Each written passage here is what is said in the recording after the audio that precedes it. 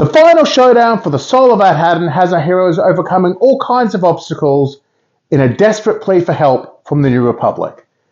G'day, I'm RJ. Let's talk about the final episode of Skeleton Crew, The Real Good Guys.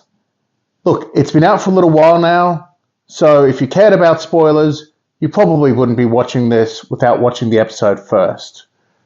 And as it has been a while, I've had a little while to sit with it and think about what I do and don't like about the episode.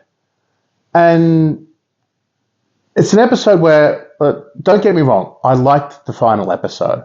I love Skeleton Crew as a whole, by the way. I was a little bit unsure for the first two episodes. Every episode got better. Love this series. The final episode felt a little flat for me. And it's taken me all this time to work out why. There's a lot of people saying that online saying that they would have liked to see a little bit more, that it needed to wrap up a little bit, see a little bit of how Jod got out of there or what the kids did now that Adhaddon's sort of going back to, well, it'll never be normal. So what becomes of Adhaddon? And I'm sure we'll see all those things in time. That's not what bothered me. See, for all that, as I said, I did like the episode. I didn't love it. But for me, what got under my skin was a little bit of inconsistency with the pirates. See, here we've got Jod saying, I don't want to hurt anyone. I don't want to damage this wonderful planet. But then you see the actions of the pirates, and that contradicts that somewhat. Now, it could just be that Jod's a liar. But it doesn't feel like he has a reason to lie here. Just as it doesn't seem to me like the pirates had a reason to attack the town, to round up the citizens. Why not just take over from the supervisor? All they had to do was intimidate a couple of head people, maybe Fern's mum, was it Farah? Maybe a couple of the other people in positions of power under the supervisor. And then the pirates can just take whatever credits they want.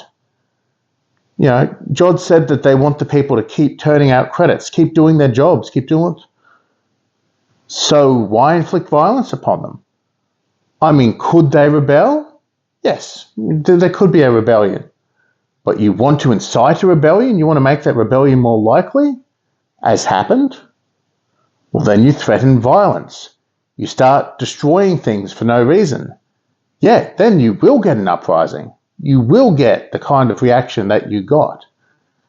Not that I condone it, but I understand crushing dissenters, inflicting violence to get what you want. But when you can get what you want without violence, I just did not understand the actions of the pirates. Narratively, I understood it. Because if the pirates didn't do what they did, what impetus is there for the kids to have to rescue anyone, to be heroic?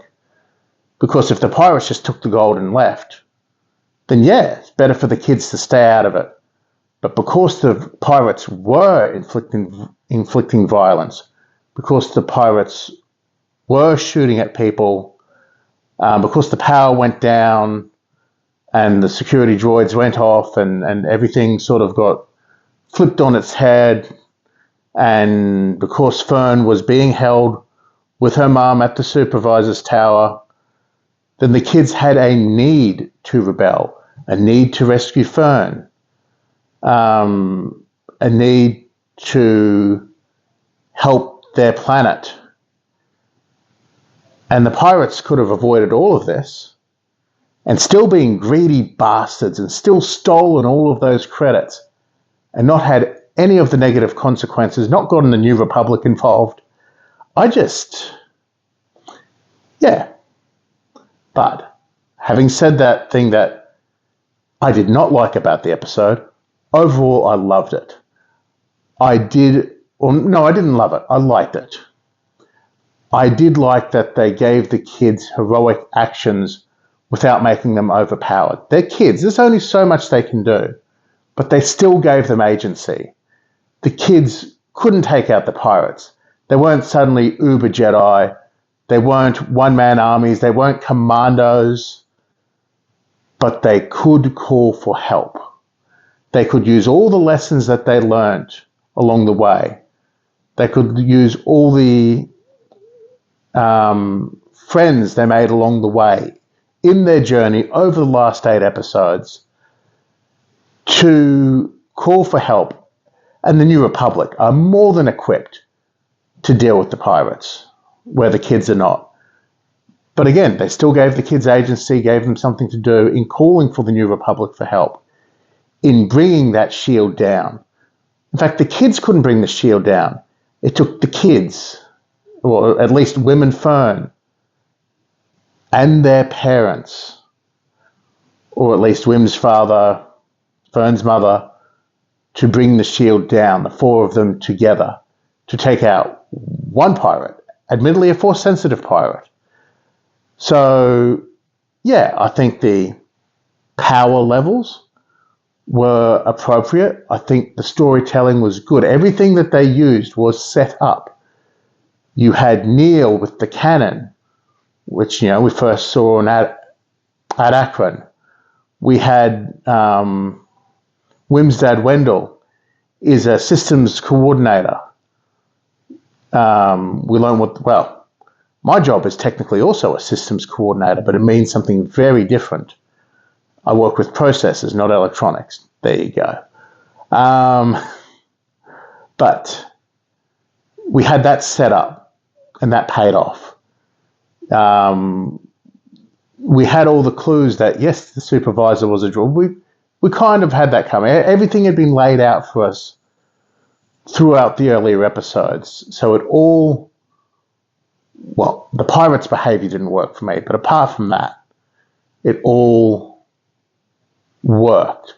The challenges were all made sense. And the way that the kids, and in the case of Wim and Fern, their parents, overcame those challenges also made sense. Jod's actions and motivations made sense. A lot more sense than the rest of the pirates. Unless he gave the command to those pirates to take those actions, in which case, obviously, he's at fault as well.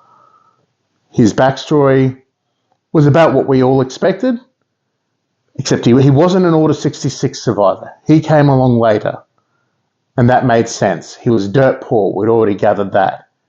His ability with the Force is, well, still better than not having the Force, but he wasn't properly trained. We got that.